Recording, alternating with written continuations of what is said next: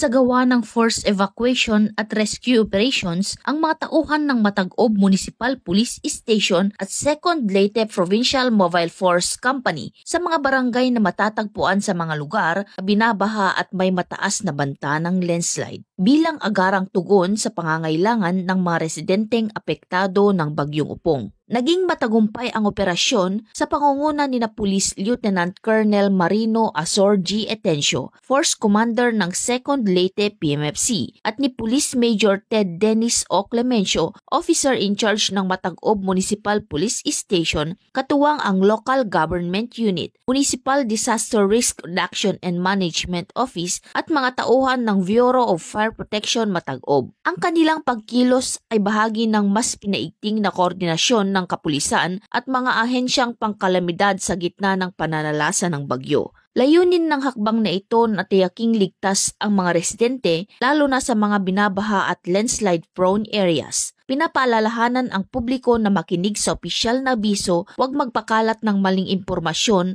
at agad makipag-ugnayan sa mga kinauukulan kung kailangan ng tulong.